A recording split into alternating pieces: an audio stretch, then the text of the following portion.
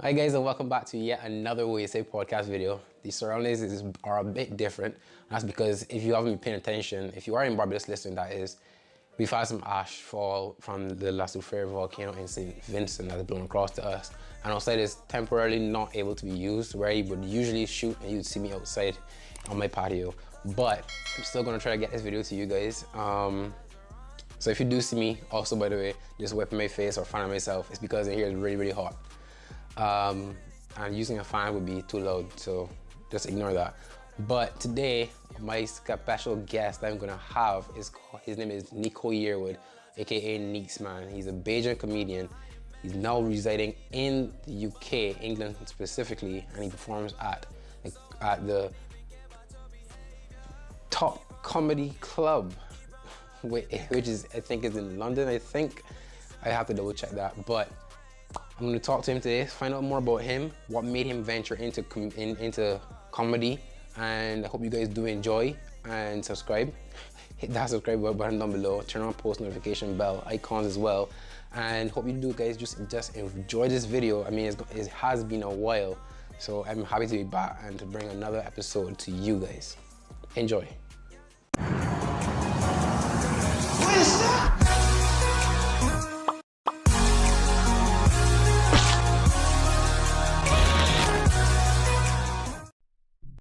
Well, first things first, welcome to, yeah, get straight into it. Welcome to Wuh Yuh podcast. Firstly, as I said in the intro that I would have just done, your name is Nico YEARWOOD, aka Neeks Man, right? You perform at the Top Comedy Club. Actually, let me hit record on this as well. Not many people recognize you. At least around my age category, and know you as a comedian. So firstly, I was just to start off, what got you into comedy, and who are the role models? Were there anybody in Barbados, overseas, on TV, anything like that? Well, what got me into comedy? Well, I was always kind of funny, I think, coming up in school. I think so. Or at least I hope so. But so friends used to tell me that I was funny back in the day growing up. And the main thing was that when I went to get a job, when I graduated from university and whatnot, is that I always used to struggle with office work, you know, working in an office and stuff like that. I found it kind of hard. And I would always kind of get like, not depressed, but I'll be like, there got to be something else better out there for me to be doing. I got a creative spirit. Yeah. So I always felt the need to do something creative. I wasn't sure what it was, but then I had like a friend's voice in the back of my head. He always used to say, man, you should be a comedian. You should be a comedian. But I didn't know how to go about doing that at the time. So I guess not being good at office work is what got me into comedy, really. But in terms of influence, I would say like Matt Fingal. Okay. I don't know if you know Matt Fingal. Yeah. So, you know, he's my uncle, really. Oh, okay. And so seeing him doing jokes in, like when they used to have the Calypso tents, he would tell jokes in between. So I guess, and he used to put out like albums back in the day. So I would listen to those and find it hilarious. So he would be, him and Trevor Eastman, you know, hilarious guys. So those were the people who I would see in Barbados doing comedy, but I didn't know how to get into it, or I didn't know at the time if something I wanted to get into. I just used to watch it and enjoy it, or listen to it and enjoy it. So yeah. I mean, you know, you're not into it. You know, perform at the Top Comedy Club, which is the top secret comedy club. Sorry, but that's not the only one I do. That's the main one I'm at most of the time. So it's like a circuit. You know, you go different places, you hop around, but it's just that I'm there quite often. It's the best, really. So, I mean, yeah. yeah, definitely. That's where I saw a lot of your stuff on your Instagram that I follow you on. And I not yesterday myself when you put out the 48-minute long set special that you just recently on Instagram posted about as well. I mean, one thing that you always see within all your material is that you're always referring to not only your home, Barbados, but you're also very engaging with the audience. So I mean, most people growing up and whatever, they have struggles with presenting and in front of crowds and stuff like that. So how did you get over that and were able to communicate with the audience and get over that hurdle, really? Oh boy. I like the spontaneity of. I am someone who, if I have because you can have a script for your jokes.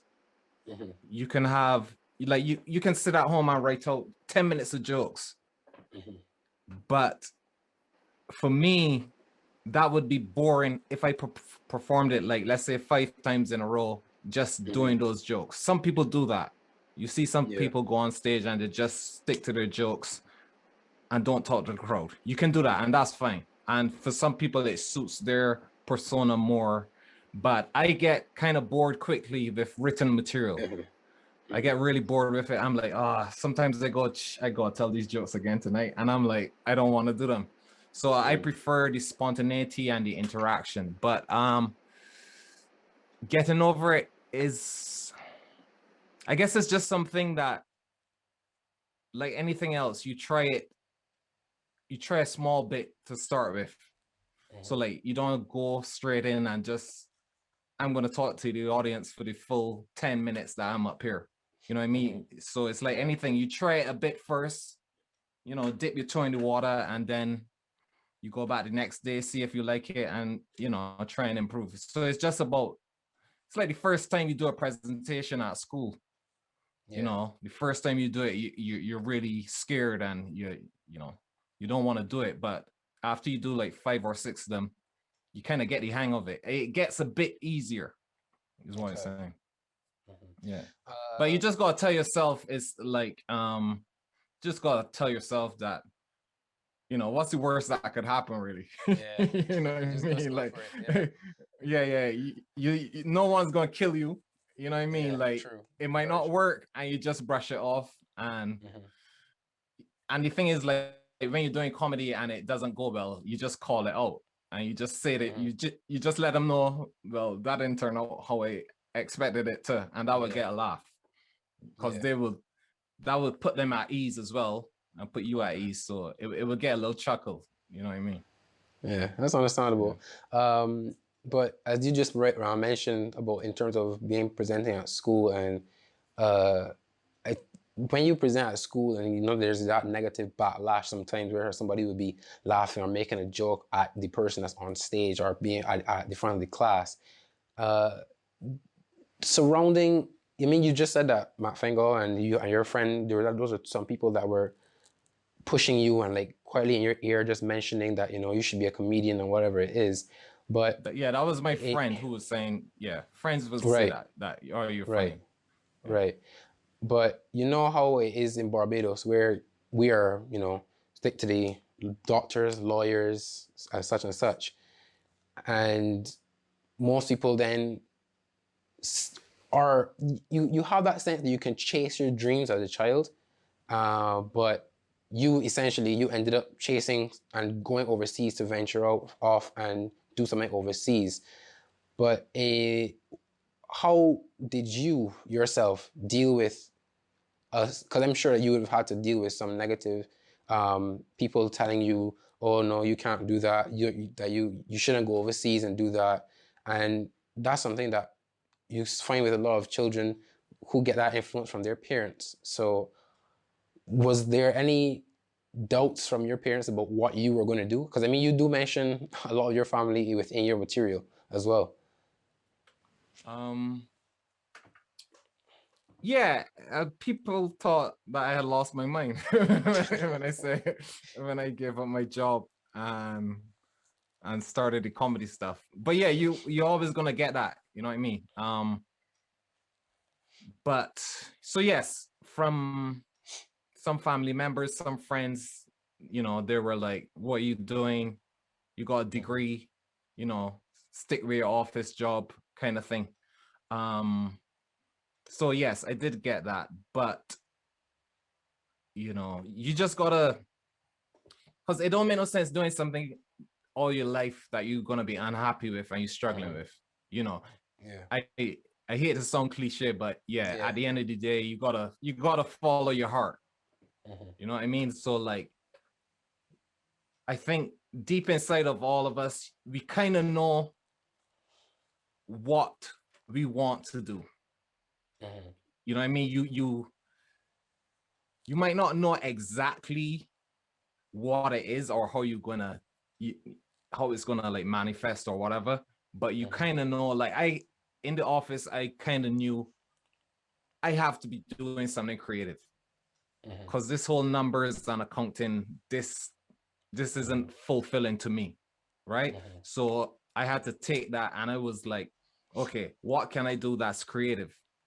And I was thinking maybe art, you know, drawing and stuff. But I still kind of like to draw now, but I don't get time to do it. So it's like, is it drawing? Is it acting? Is it comedy? You know what I mean? So yeah.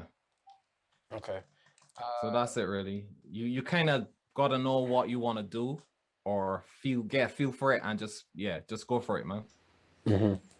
So that's something. I mean, you're now overseas, and you've how long exactly have you been a comedian in a sense? I guess. Well, like pro would be that'd be like 5 years, 4 or 5 years. Yeah, okay. But where I'm doing it full time and nothing else. Okay. Probably 5. Yeah, probably 5, 6. Okay, years. and you would have I didn't keep time of it. And you would have moved out to England how long ago? Because I mean, that would have been I started so I came out here to study.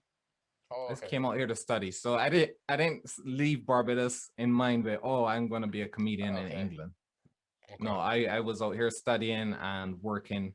So I completed the degree and I went and got a job. And yeah, in the job I was like, yeah, I can't be doing this. I struggling. So yeah. Okay. So then exactly as I was saying, when you made that call back home, because you mean you even mentioned it, you made that joke to the audience in that special, saying that, oh, there's no Bajans in the crowd. Not even my mother and my father have come to see me. So when you first made that call back home to let them know this is what I'm going to be doing and this is my full-time job, what was their expressions and thoughts of everything then? I think, yeah, they were concerned. They were like, this guy, you know, he got 2 degrees and we spent all this money sending him to school and all this kind of thing. And here he is throwing it all away. So that was kind of, luckily though, I would say that my mom, she, I think the whole sense of humor and creativity might have come from her side, and she was more kind of like understanding in a sense. I think she was more like, well, if that's what you want to do, go and do it, and you know, just give it your best. But I guess she would have still preferred me to be doing an office job at the time, because you know it looks risky. Yeah. And it is risky. And in fact, doing anything is risky, to be honest. But it looks riskier to us coming up in that, you know, you come up in Barbados and you hear all your parents saying, yeah, go to school, get a degree, get a job, and that's it. You know, get married, that kind of thing. Yeah. So, yeah, if there were kind of like still, but my mom was like, well, if that's what you want to do, go for it, you know? So she was kind of like very supportive and, you know, in terms of telling me to pursue it. Okay. And just quickly, I mean, I didn't mention at the beginning that, I mean, it's Nico Yearwood, aka Neeks Man. So where did Neeks Man come from, and where did that originate? Oh, that's just what my boys call me growing up in Barbados. Okay. That's just like, rather than say it's just laziness. Rather than say Nico, they would just say Neeks. And then it became Neeks Man. So I just see me, Neeks, what are you doing? Where you going? You know, so then it just became Neeks Man rather than Nico. So that's just where that came from. Okay. And I mean, you know, in Barbados we have like Laugh It Off and some other stand-up comedians, sorry, in Barbados. Have you actually come back here and performed here for an audience? Or is that something? I haven't performed there, but yeah, I haven't performed there. No, not yet. No. Is that a goal or a desire, at least? Yeah, eventually, yeah. When I can travel again and whatnot. But you can't travel at the moment, so yeah, eventually.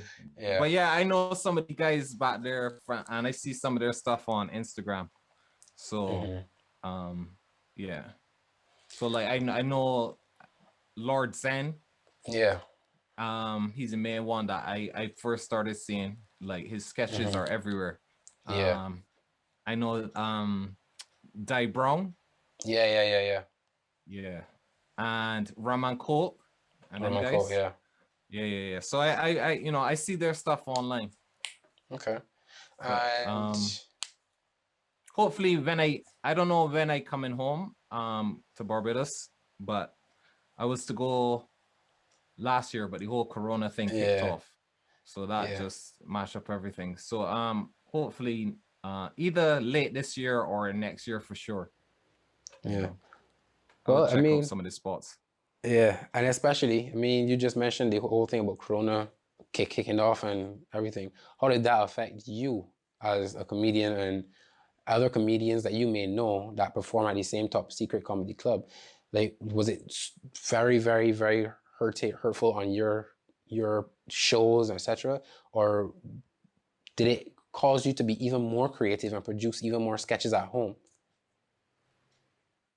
Yeah, well, it completely shut down, you know, the live gigs and whatnot. So then you had to do stuff online. I wasn't really a sketch. I put out a few sketches because of Corona, because of the lockdown, because, you know, you didn't have the live audiences anymore. So yeah, it kind of forced me to try something different. I know, like, some people that were into sketches before, and now then they started doing comedy, but I was the opposite way. So I was doing the stand-up, and now I'm doing some sketches. But yeah. So yeah, the lockdown was helpful in that sense. It forced you to try something new. But no, I mean, I also recently, you now have you also are doing your own podcast with, I'm guessing, two of your own mates as well. It's called Three Speech Podcast. Where did the whole idea and thought process come from to even begin a podcast? I mean, you guys just talk about anything, really. Yeah. It's just well, to be honest, it's like almost everybody got a podcast these days. Yeah. So so we were like, you know, we had planned to do that ages ago. It's just that we are all so like disorganized, and we could never match up our schedules and whatnot. So we were probably meant to start out like a year and a half ago or 2 years ago. And it's only now we were like, listen, we gotta start now. And since we got time and we were locked down and whatnot, and you know, let's start it now. So it was easier to match up the schedules then. But yeah, so we gig a lot together. We all came out around the same time, started comedy around the same time. So yeah, that's it. We're good friends. And it's just a way of getting some thoughts out, and you know, maybe some of the stuff we discuss on the podcast will be like ideas for jokes, you know. Okay. Yeah. So yeah, it's good fun to just do some banter and whatnot. Yeah. But I mean, you obviously are I would say, quite accustomed to England and the lifestyle of England. I mean, you interact and mention that a lot in your material as well. Um, so for anybody that is coming out in Barbados and may not know exactly how to get into comedy, what's the first thing that you tell them to do and how to go about doing it? Well, I don't know. You mean for England or in general? In general, I guess, yeah. In general, well, I don't know how the circuit works in Barbados, but what happens is in the clubs over here, you start off with a 5-minute set. They give you go to like open mic nights. These would be like the amateur nights, and you take like a 5-minute set there. You know, and these would normally be during the week, like weekdays, and then at the weekends they might have, you know, longer shows or like, you know, not professional but a higher standard. So basically the people who did well during the week with their 5-minute spots, they might get offered a 10-minute spot at the weekend. Yeah. So then you go from 5 minutes up to 10 minutes, and then probably up to 15, and then up to 20. But making a jump from 10 to 20 is a, you know, it's not as easy as it seems. So basically I would tell anybody, you get your 5 or you get your 10 minutes, or yeah, write 10 minutes of comedy, because it's not going to be good when you first start off. So that 10 minutes is going to come down to maybe 5 or even 3 minutes. So yeah, start out writing 10 minutes, go to the bars that have the comedy nights, and you go down there and you test it out and record it, you know, record it on your phone or doesn't have to be video, because you don't want to be putting it out there yet. You want to get just audio, you know, and go home and listen back to it. And you go home and listen back to it, you'll see which jokes worked and which ones didn't work and which ones you got to tweak that showed potential, and you just edit them. Get rid of the ones that didn't work at all, and then keep in what kind of works or what worked, and just go from there.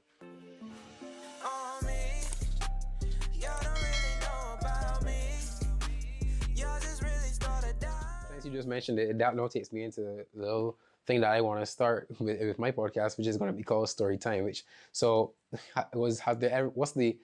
What's your best experience that you've had during a show? What's the best crowd interaction that you've ever had?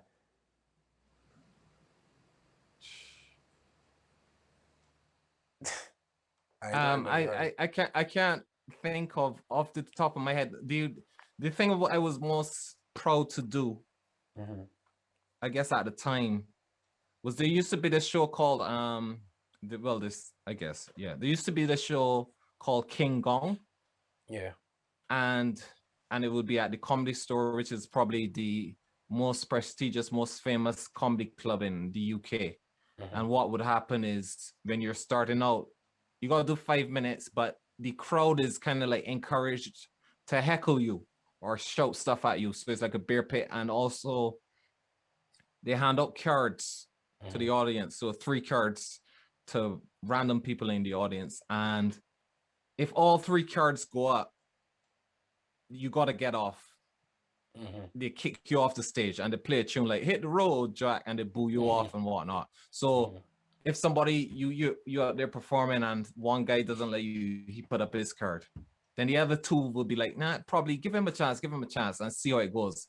Then somebody else might put up their cards. So then you got 2 strikes. And if the last person put up their card, then you're out of there. So it's kind of, and the audience is very impatient and rowdy, you know, and they heckle you a lot. So it's sort of like being like a gladiator type situation. They're throwing you to the wolves kind of thing. So I think when I won that was one of the best feelings. I eventually won it. And being And when you win it, they let you come back and do an actual set at the Comedy Store, which is like the big club, you know what I mean? It's probably the most famous, most prestigious. So that was one of the things that was my most fulfilling or rewarding experiences, winning that for me at the time, because it was like, I want to play this club. I want to play the Comedy Store. I want to get my name outside the Comedy Store. Yeah, so that was big for me. Well, I mean, it's good that you were able to win it after all, and I mean, now you've jumped to even higher heights, and you've gotten better and better, and I'm sure you yourself will want to keep improving and get better on your material and whatever it is. I want to ask you about one image that is on your Instagram though, and I'm quite interested to see how this happened really, because you took a picture with Frank Lampard. I don't know if you're a Chelsea fan. I don't know. But how did that really happen, and how did you go about meeting Frank Lampard? Well, no, that was my girl at the time. Well, she was my girl at the time. She's now my wife. But I don't think we were married then. But she used to get tickets for clients to take them to Premier League matches. And they would be like VIP tickets. Okay. Yeah, so if there were no clients to take to the matches, she would just have tickets sitting there. So I would be like, yeah, I'm going. I'm the client now. So we just went to. So as I said, there were VIP tickets. So we went and you'd go into the box. What you call the box. The box, the executive box and whatnot. They give you a 3-course meal and whatnot. So Frank and John Terry at the time were up there having they were there having their lunch, and they were with their celebrity girlfriends as well. So what happened is basically one person got the balls to go up to them and ask for a picture, and I just opened the floodgates. Everybody was like, fuck it, everyone just went, all right, yeah, well, I want a picture too. So yeah, I just went over and said, yeah, Frank. I got one with Terry as well. So yeah, that's how it happened. Okay. But I mean, I'm guessing you are a football I like fan. football, but I'm not a Chelsea man or Arsenal man but she used to get Arsenal tickets as well, so I'd go watch them as well. But I'm ashamed to say I'm a Newcastle man. Okay. Yeah. So, not too bad, but it's because that's where I studied. That's where I was living when I came to England. I was in Newcastle, so you gotta support where you live. You gotta support where you're living and the area that you're from and whatever it is. I mean, it's much better now than me supporting my Manchester United, because this entire Super League thing that's going on is at least y'all would have a chance of winning the Premier League than we may have that chance. Not that everybody else going to somewhere else. Not that everybody y'all have a chance. No. Just to start to wind down and wrap up everything. I'm gonna bring it back to the entire comedy thing. I mean, you just said that when you won over that prestigious club, that was a great feeling for you, but I'm sure that you would have been heckled, and I don't know if that would have been your worst moment, but exactly what was an experience that you remember that made you really think about if you regretted the decision to become a comedian, or my question essentially is, have you ever regretted going into this path, or do you not? I think the only thing was,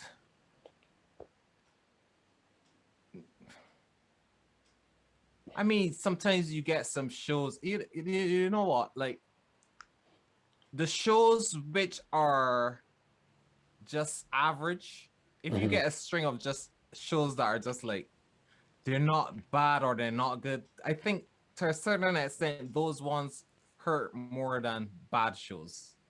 Okay. You know what I mean? So like a bad show, you could be like, you kind of laugh at yourself or be like, you could possibly blame something else, you know, like, oh, this was never going to work at all. But the ones where in the middle where it's neither hot or cold, if you get a string of those, sometimes you could be like, why, you know, why you question yourself, why am I doing this? Am I good enough to be doing this kind of thing? So I guess when I was starting out earlier, if I had like a string of shows like that, I could be like, should I really be doing this? Are my parents right that you know what I mean? Were they right that I should have stick with the office job? You get them kind of doubts, but that those all disappear when you get the next great show. You know what I mean? So it's just what you take on board. But yeah, I don't think I've ever really been like, you know, I'm done with this. I'm fed up with this, like proper. I mean, I get doubts sometimes, or used to get doubts, where I was like, yo, or maybe even when Corona started, I was thinking, yo, if I had my office job, my accounting job, I would still be getting money. that kind of thing. I was like, yo, these office people got it sweet, man. You know? So stuff like that. But I don't think when I was like, after 3 years in, I don't think I was ever like, nah, I want to quit this. I don't think I was ever, Okay. Well, I mean, like, you hear some people, and I watched a documentary from the Kevin Hart documentary that he did about his life and him doing shows and doing movies and his life. And you know, you hear about footballers, cricketers, etc., etc. They have ways in which they go about to motivate themselves before a game, before a show. So what do you use personally to remove those little extra nerves and prepare you for a crowd that's on a night?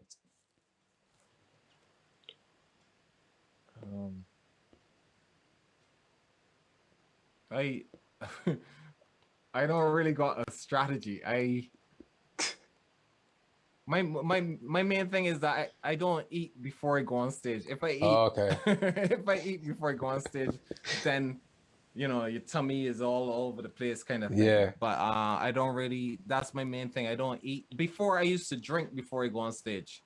But that's not helpful. You know what I mean? So when I was first starting out, I would always have to have a beer or a Guinness or something before I go on stage. But that's like false courage. You know what I mean? So I was like, and that eventually like slows you down. You're not as sharp. So eventually I had to get over that. But so yeah, my main thing would be, I don't drink before I go on stage. I don't eat before I go on stage. And if it's I don't really get nerves like when I first started out before. Like I don't really get nerves to that extent because I more know what I'm doing, kind of thing. But I would say I just do some breathing to get settled. If I'm rushed and I run around, then it's not a good situation to be in. So I would say, I do some like breathing to just settle myself and be grounded. So yeah, it'd be breathing. Well, I mean, that's some good information, not only for comedians that may want to get into comedy and everything, whether it be from Barbados or anybody that's watching. Because I mean, there's some people that listen to this from America and some other places. So if there's anybody that does happen to listen and they can use your advice to their benefit. But that's for anything, man. For any sport, anything you're doing at all is all about being in the moment. So it's about like grounding yourself. So like, even if you're going to play football, you're going to play cricket, you're going to play the recorder, anything. If you are, you know, you're not in the right head space and you're thinking about this, or you're rushing to do this, you're not going to perform as well as if you're grounded and whatnot. So, and breathing helps bring you back to the moment or whatever. Yeah. Because I used to like run shows as well. I used to run shows, put on my own shows, and you know, you'll be promoting them. You're trying to get people to come. You're chasing up the comedians to see if they're coming, and you're setting out the room. I used to be doing all of that, and I would find that whenever I put on my own show, because I'm doing all these extra things, I wouldn't perform as well. You know what I mean? Because I got all this other extra stuff going on in my head. Worry about, I worried about if enough people are gonna come, if the next comedian is gonna be here on time. You know, so I got all this head, and I'm not focusing on what I'm supposed to be doing. You know, so it's all about being grounded and being focused on in the moment, kind of thing. Well, it also helps with like the crowd interaction. Yeah, that's understandable. Yeah. But I mean, you've managed to stay grounded, and you've got rid of all those things for, as you were saying, for about 5 to 6 years. As you said, you haven't been necessarily counting or keeping track. But just before I wrap up everything today, is there anything that you want to promote, including if it is that 48-minute special? Yeah, tell everybody go on YouTube and type in my name, Nico YEARWOOD, Bajan in Britain. Or just type in Bajan in Britain and watch that special. I put it out 2 days ago, and I would love if everybody go and watch it and like it and leave a comment. Yeah, do exactly that, guys. But yeah, thank you for joining me on the YEARWOOD podcast. So you watched the whole thing? I have like 20 minutes left to go. I had to stop because I had an assignment. I gotta go and finish now, actually, myself. Okay, no worries. But I mean, I try. I for the little small clips that you have on Instagram, really, the IGTV ones, I make sure to watch those. I always make sure to watch those when they come out, even if I have to bookmark them and come back to it, because I don't know what it is. Because as I was saying, there are not many comedians that are really in Barbados, really. So and even if they are, you don't hear about them unless if you're involved with them per se, or in the creative industry. I find that that's happened now a lot, where now doing film and finding out more about the film industry, the more artistic and creative side of everything, you kind of now see more, you're exposed to a lot more people. So now is when I've been really finding out last year, or a bit before, about Dave Brown and all these guys coming out and speaking. So, I mean, yeah, you just have to go about the way, and I guess it's difficult to really say, in my perspective, at least, if that makes sense. You doing a degree in film? Yeah. At where? At UE. Is that a UE or community college? At UE. Oh, but so what is it called? What's the title? It's called motion picture arts. It's like it's like creative arts, motion picture arts. But I mean, the plan is to actually go to England and further that and get better, at least, and see where that takes me. Okay, cool. Yeah. But yeah, as I was saying. Nice one. Yeah, that's good, man. Yeah. Well, I was just saying, thank you for joining me on YEARWOOD podcast.